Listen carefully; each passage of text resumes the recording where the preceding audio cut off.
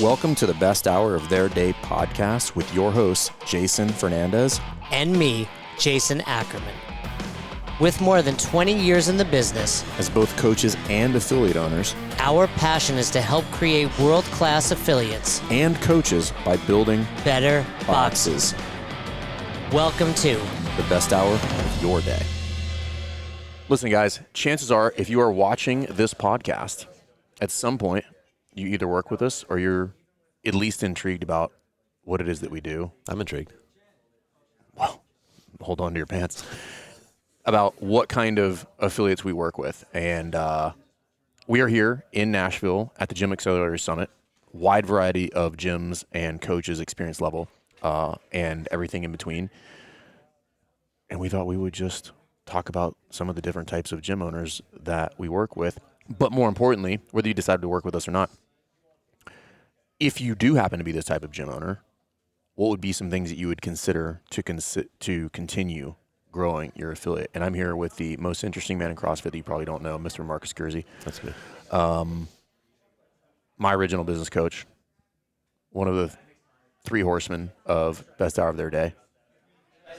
And we're going to talk about a veteran gym. Somebody who is, by all metrics, doing really well.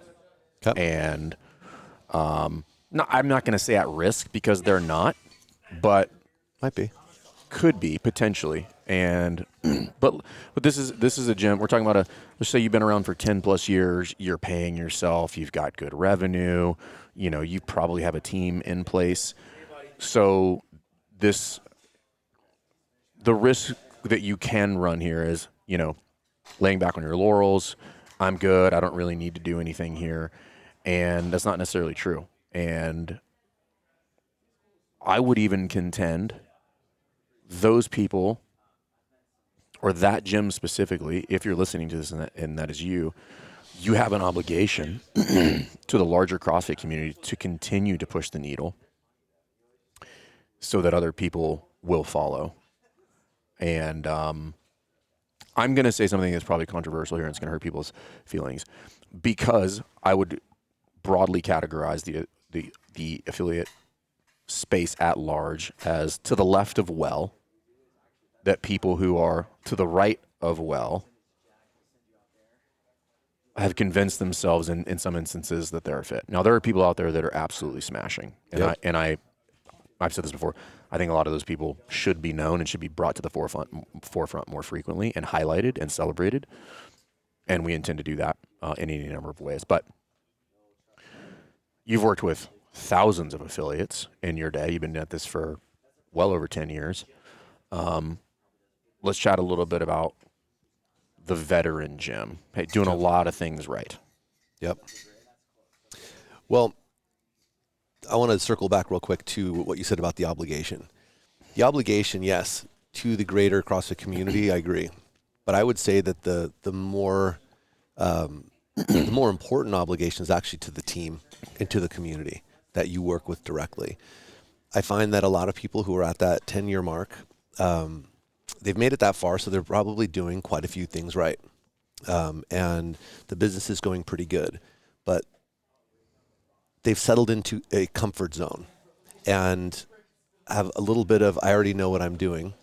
And that's actually really limiting them from continuing to grow a good affiliate and make it a great affiliate. And, you know, there's several components you need to address. But So I don't want to breeze by that. Good versus great. Fundamentally, how do you distinguish between the two? I have in my mind what that looks like, but I'd be curious what yours is. Well, for one, at that maturity level, at a 10-year plus affiliate, the first place that I'm going to look is going to be at the team and the culture and dynamics of the people that work at the company. Because at that point, you have enough water under the bridge to have established a really strong team, or at very least a few really strong core players. Mm-hmm. And obviously there's no one-size-fits-all answer, but I would typically be looking for who do we have in full-time or almost full-time roles that are really running and driving the different core roles in the business. So a head coach position, a GM position, that is offsetting the time for the owner to focus on the bigger things. Because at that stage, we would really be pushing towards that Jim Mayer role and identity for the owner or owners, where they really get to participate in the parts of the business they are choosing to participate in. What really lifts them up? What do they love spending their time on? And spending the majority of their time developing the people on their team who develop the people in their client base. The Jim Mayer thing, I think, is an objective, a good one, meaning, hey, I have complete time autonomy. I do what I want, when I want, how I want, and with who I want. And in addition to that, this one is not objective. This is more subjective, but is arguably more important in my mind is the culture is present even in that person's absence. Yeah. That's those core players. Yeah. Right. Those key players are the ones who are the force multiplier of that culture, right? Because the goal is, most of the times people look at this business and they think, oh, the culture is in the community. It's the members. It's not. It's in the staff. The staff dictates the culture of the members. If it's the other way around, it's not a good thing. Yeah. You want to create multipliers of the culture and the values that you set out to create in this business. And those key players, when you've trained them well and they are truly bought into your vision for this business and they can see a career path for themselves, they understand the impact they're making and they understand how that impact, what needs to happen in order for that impact to be made. You are now able to really ratchet, first of all, take yourself out of a lot of those core day-to-day roles and know that they are still being done correctly, but allows you to elevate yourself up and really increase the overall impact that you're making. Yeah, I think there's a couple of affiliates I think that come to mind. We'll start with, not people that we work with, because I think that's important, right? Like Daniel Chaffee, prime example. David Osorio, South Brooklyn, another shining example. Craig Howard. I see him as somebody who's just smashing. Like all people that are doing a lot of these things. And then, inside of our ecosystem, I look at people like Kapua and her team, CrossFit Huaki, Odin, Allison, absolutely smashing. Brian Boucher, Mitch, who we did a podcast with, CrossFit The Loop, Mid-State CrossFit. Like, just a lot of examples where they put in the time and effort to create the clarity about what it is they wanted, take that, package it, deliver it to their staff, and that their staff pushes that forward. And while to the layperson, it might seem that the community is driving that culture, the community is a reflection of the staff. Exactly. Yeah. And so let's talk about that seasoned gym owner. One of the most eye-opening things that we do when we start working with an affiliate owner who's at that stage in the game is redefining success based on where they are today and not where they were when they built it. Because oftentimes you build the business in the vision of what you want to get out of this business at that point in your life. At least that's what we want for them, right? Is that when you started this business, this is where I was in my life. Maybe I wasn't married yet. Maybe I didn't have kids yet. And what I wanted to do with my time and my income and my impact, that was a different version. And 10 years in, I should hope that you have an updated version of that.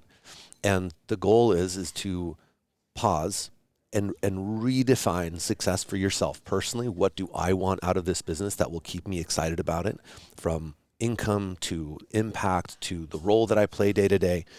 And once I'm crystal clear on that, then looking at the business and saying, okay, what needs to change in this business in order to make that possible? And taking people back through that exercise, particularly at that stage in the game, can be very eye-opening, because they're like, I didn't realize that I was just kind of on cruise control.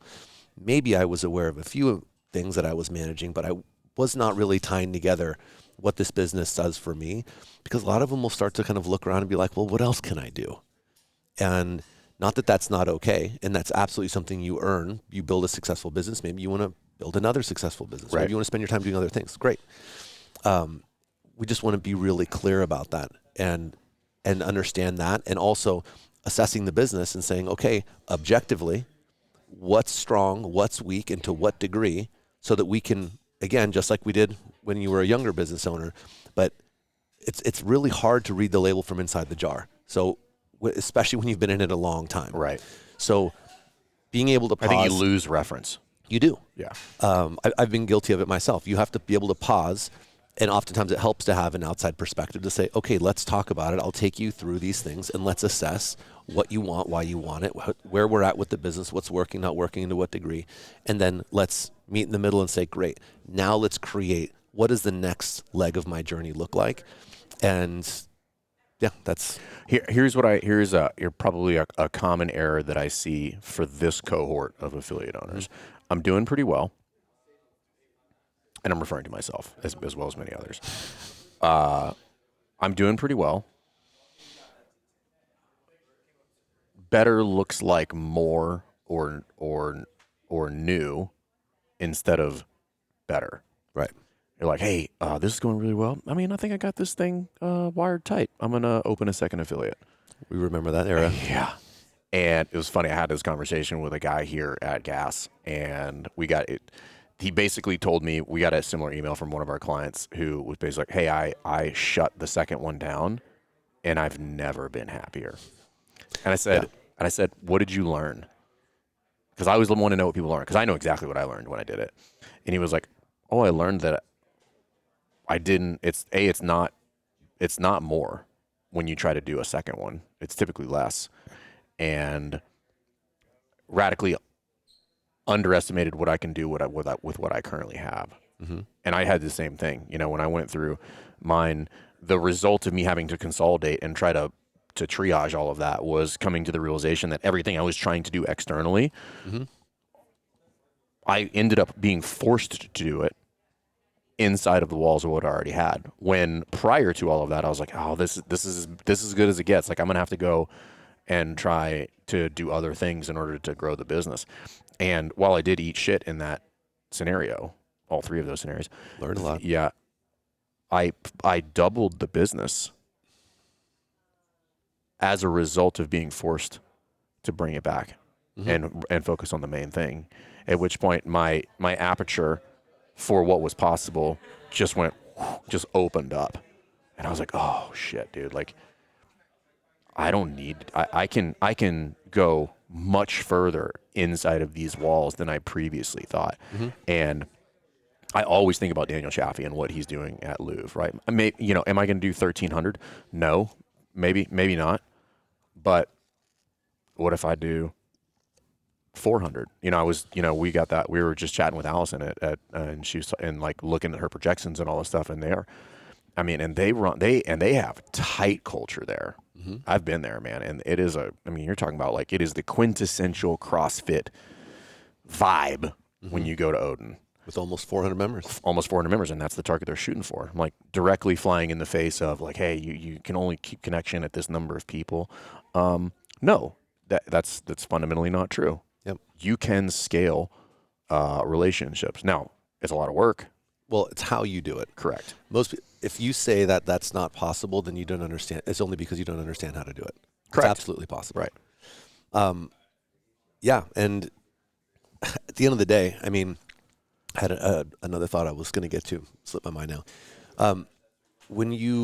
If you want to scale this, and I remember. So more often than not, when an affiliate owner is like, I've gone as far as I can with this one. I need more. I want to open my next location. I'm not saying that you can't do that. You can absolutely do that, and you can be successful doing that. However, it's usually not what they expected it to be, and then they regret it because they're misunderstanding. And that speaks to what you were just saying.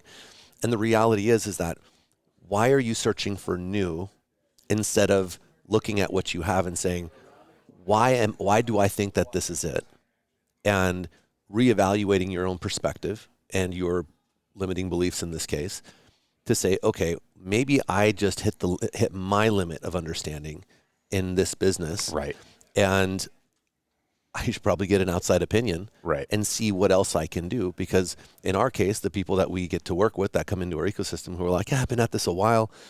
And I know you mentioned Lou earlier, but like even Lou said at one point, he's just like, I feel like I just relearned how to run my business in a completely different way. Yeah. It's because you did. It's as you level up your business, your perspective changes, your needs change, your priorities change. And The skill sets required to either get there or stay there change. 100%. So you're going to have to learn new things. You're not done unless you want to be done and you're comfortable where you want to be. That's Yeah, totally for the fine record, too. if you don't care about any of these things, we're not talking to you. Right. This is for the affiliate owner who knows they can do more, as in like they can do better. For the person who is getting itchy, who's searching for other things that are outside of what they are currently doing. Like if you are exploring other ventures, I'm talking to you. Yeah. Right. And I'm not saying you can't do real estate and these other things. I'm talking about like you're trying to spin up a whole new business or some other endeavor along those lines. And I use that example because that is typically what we see. Yeah. Well, think about it. When you get bored doing what you're doing, or you come up against something where you're like, I don't know what else I can do here. Mm-hmm. It's not always easy to be honest with yourself about why that's the case. I'm avoiding being new at something. And this is what we usually see, is we see that someone has gotten comfortable with feeling like they're doing a good job, and I'm the one with all the answers. They're uncomfortable getting uncomfortable again and being a white belt at the next level. And this is not to disparage people who are doing well, right? So to give an analogy here, because gym owners will definitely relate to this.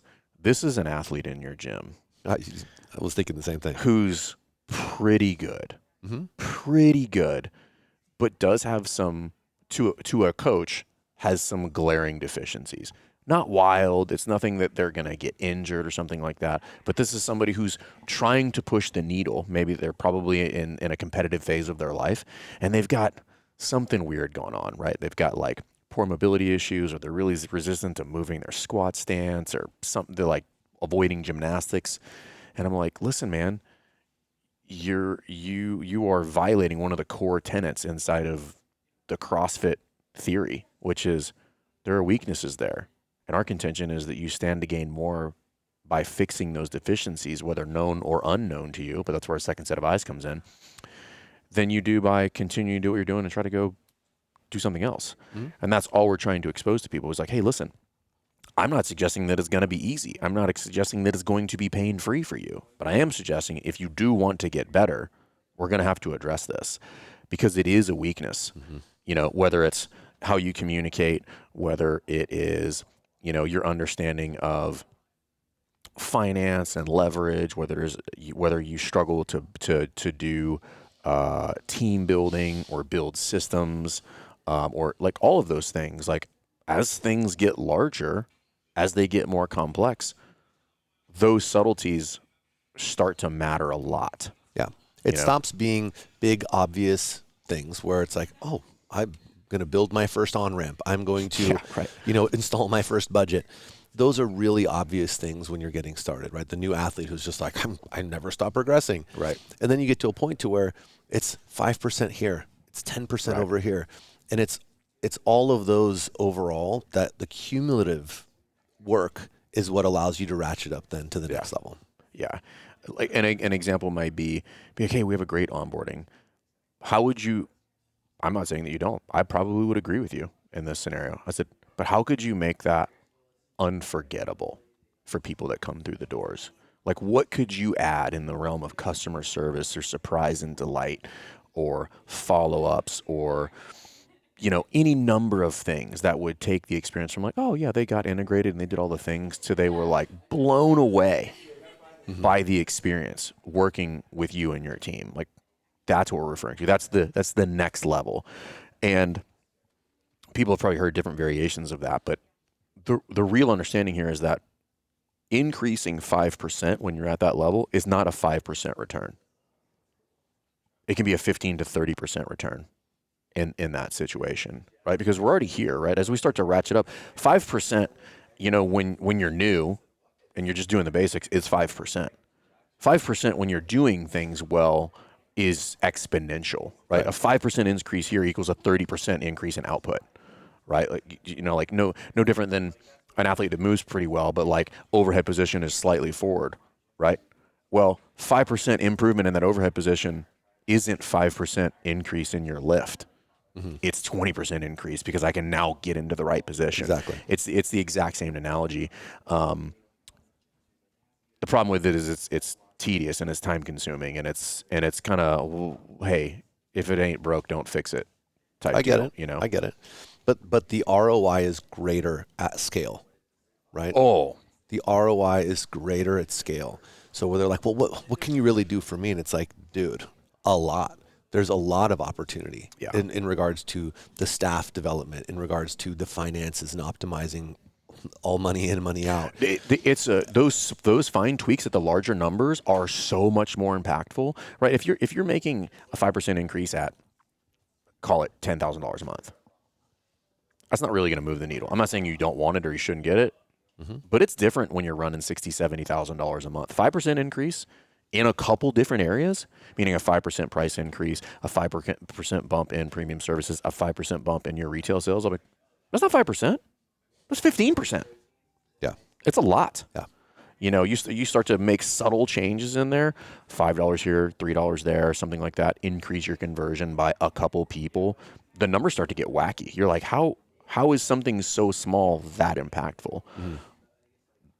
Because when you're talking about a larger thing, Yep. you know, like think about Amazon. If Amazon adjust their price 10 cents, you know what that means on the bottom line? It's like 9 new houses for Bezos.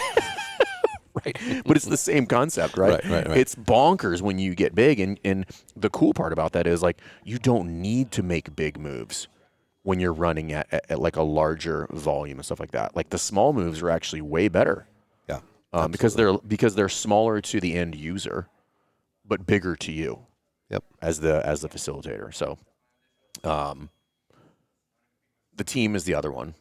It's like, hey, I'm doing this well. I'm like, the team is deficient here. Like you have holes in the team. You're one or two, you know, pieces away from this whole thing being broken.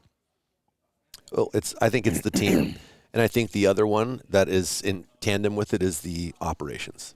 So the operational efficiency at scale, again, when you remove friction at higher speed, it makes a bigger difference. If you're managing 200 members already and you can figure out how do I make this process a little bit smoother, a little bit better, make it, and remember systems, most of the time when we talk to someone, they're like, oh yeah, I've got systems. It's like, cool, you have SOPs, good job. That's like step one.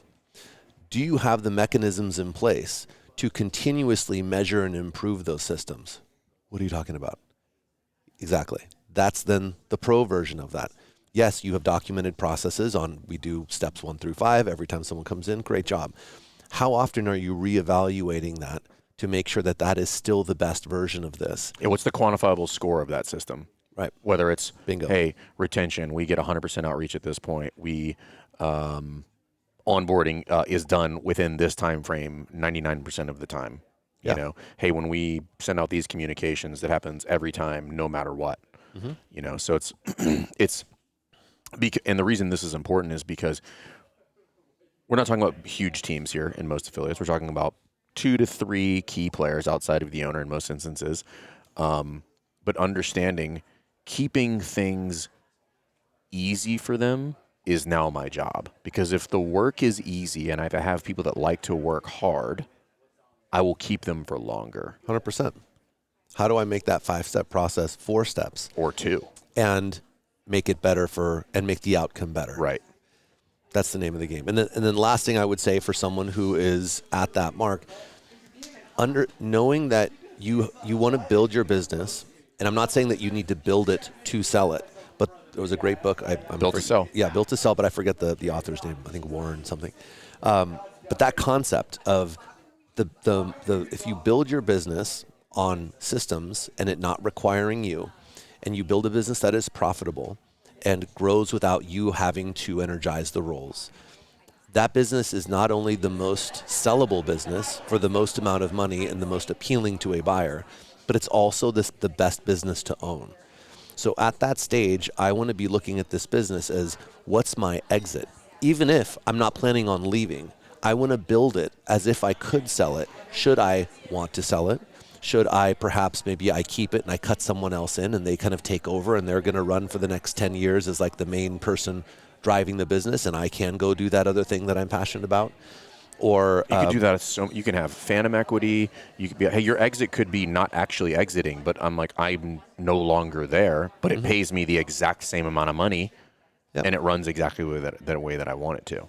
More of the story is, though, if you are that deep in and you still don't see a way out, that makes you say, oh, that's awesome. Like I've got a plan. Hey, at for any myself. point I can pull chocks on this thing and I'm out of here, right? Because I've made something that people would actually be begging me to take off of my hands. Right. They're like, hey, I'll buy that from you. Like, that's great.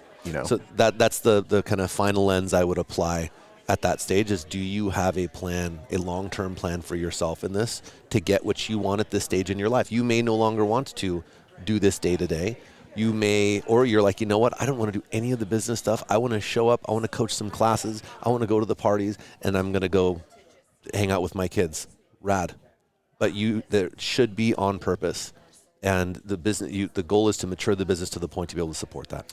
And a key component of that, which I think people misunderstand, is this kind of moving into the CEO role or whatever you want to call, is even though you are not required to flip the switches or turn the knobs or any of that other stuff, that you have built the systems and things in place that you are still just as plugged in as if you were still physically in the building in that scenario. And it's just like, hey, I can look at any number of things at any given time, and I'm like, hey, why is that? What does that gauge read the wrong number right now? Like, what's going on there? And I don't even need to physically be there. I can be like, what's happening? Why? Whether that's the speed with which we're getting to leads. Like, why did we only have 4 consults booked this week? Like, what's going on? I don't need to be in the building to know that we're going to have some sort of dip in sales at that point. I'm like, I can look at the number. Yeah. What's going on there? And then you can train people to do that. So all of this to say, listen, nobody wants affiliates to crush more than we do.